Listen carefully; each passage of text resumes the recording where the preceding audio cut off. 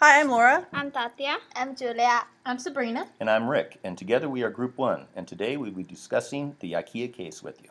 Thank you.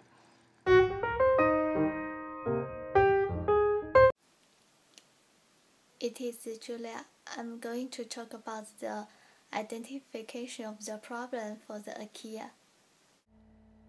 The IKEA faces a lot of barriers at first, such as plenty of competition and raised in other countries like China.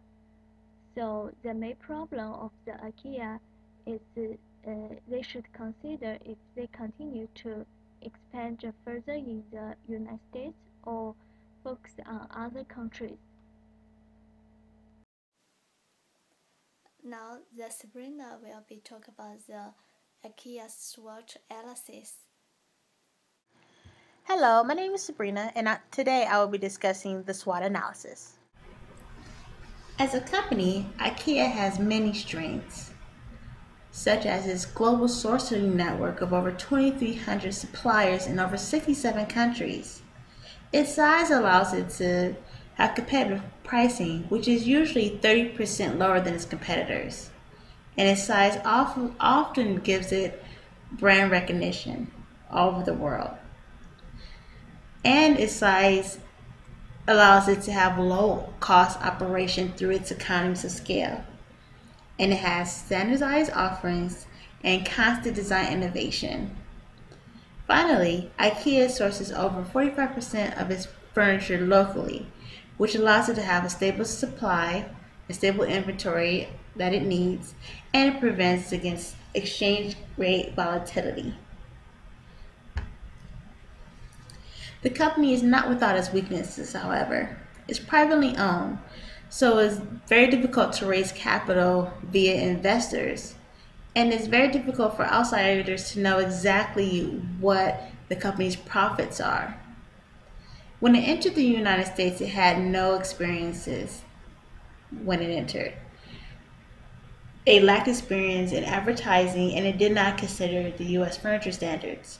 For example, if a person bought a bed from IKEA, they would have bought a bed that had European standards, but they had sheets and other materials that were made for the US market. The company also had a more relaxed management style, which was different than US employees were used to, especially in the retail sector.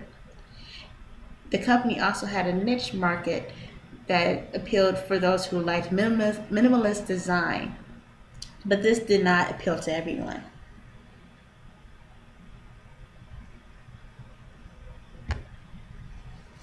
Despite its weaknesses, the company has many opportunities in the US. For example, the budget shopper market is growing, such as college students, new homeowners, newlyweds, and so on. There is also a rising middle class in China who can take advantage of the low cost. New home ownership has gone up from 0 to 70% in recent years, and the increased popularity of e-commerce gives IKEA a unique advantage of selling more products online. However, the company is not without its threats. There are many competitors in the US market who sell furniture, and also each year has rising operational costs such as labor and natural resources. Finally, there's a negative perception on low prices and quality of the product, especially when considering that many people buy expensive furniture to imply that it's higher quality. Next, we have Richard, who's going to discuss the strategic issues that IKEA faces. Hi, I'm Rick, and I'll be talking with you about IKEA's strategic issues. The first issue we would like to address is the size, number, and placement of their stores. We figure their stores should be rather large so they can hold plenty of inventory. Their numbers should be rather few, and the placement of the stores should be in major metropolitan areas, but out in the suburbs where there's plenty of room for ample parking. Uh, Next issue we figure they would encounter is whether they should redesign their products to meet U.S. consumers' needs and wants.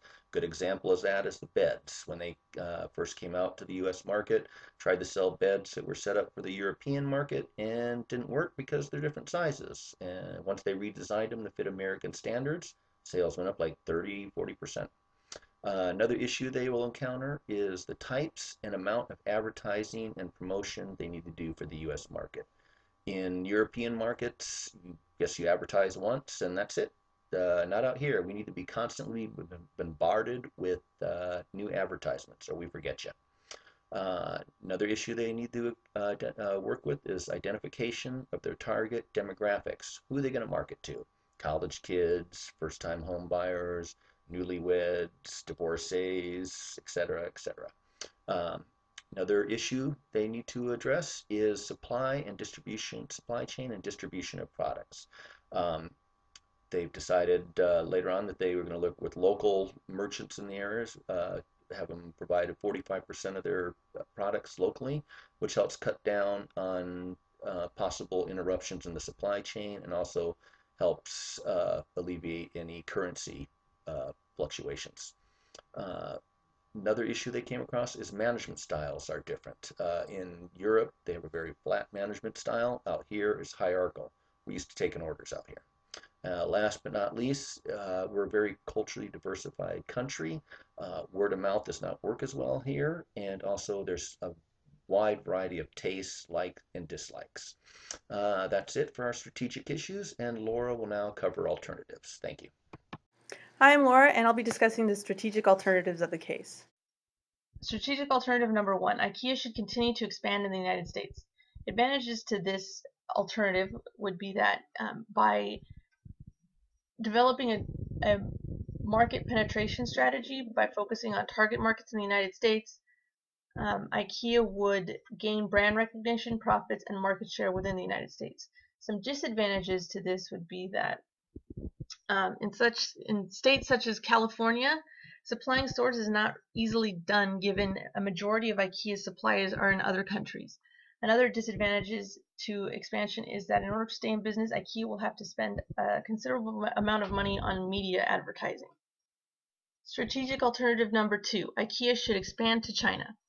Some pros or advantages to this would be that IKEA would gain worldwide market share and would also have an opportunity to build sourcing networks by finding new suppliers in China. China also has fewer restrictions on exports than the United States. Disadvantages would be that IKEA may experience barriers of entry. They would have to conduct extensive research before entering China to avoid small or similar mistakes that company made with its United States entry. Finally, strategic alternative number 3, IKEA should maintain their current strategy. By continuing its current strategy, IKEA would not have to invest time and money in new stores in the United States. This strategy would allow IKEA to slowly build its brand and create demand over time. Disadvantages would be that by not expanding, IKEA could potentially lose market share and customers due to lack of availability. Next, Tachi will discuss strategic decision and implementation for the case. Hi, my name is Satya and I'll be going over the strategic decision and implementation plan. Given the 3 alternatives above, IKEA should develop a market penetration strategy to continue to expand in the United States. With Canada as a foothold in North America, the US market is the next logical step with its large market and large demand. IKEA must have a presence in the United States if it's to be a global leader. After the initial adjustment and strategies, IKEA could be a big success in the USA market, where a lot of people has the basic expertise in home working, such as fixing furniture. Furthermore, with only a couple of IKEA stores in the US, in 1994, this leaves the greater part of the country untouched by IKEA's products. The potential for growth is enormous for IKEA in the USA. IKEA could be the perfect furniture for middle-class America, convenient, reasonably priced furniture that makes their home more comfortable. For implementation plan, we're going to use the 4 P's in marketing mix.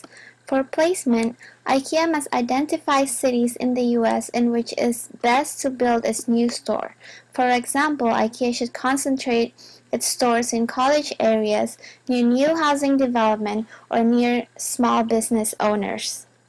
Next, for products, IKEA will develop and innovate furniture closer to the needs and wants of the customer in the US. IKEA will also design its showrooms according to the American palate. For example, to reach California's Hispanics, IKEA needs to show dining tables and sofas that fit more than 2 people, which is the Swedish norm. They also prefer bold colors and display tons of pictures in elaborate frames compared to the more subdued Scandinavian palette. For price, IKEA needs to keep prices low in the United States. This can be done through streamlining its in-store operation, creating a stable workforce, and minimizing staff turnover. IKEA can also give special prices for its loyal customers through a loyalty membership program. Next is promotion. To penetrate into the US market, IKEA marketing and advertising campaign needs to be big and innovative. IKEA needs to adopt the pull marketing strategy by launching a campaign that promotes furniture as an identity statement or fashion statement.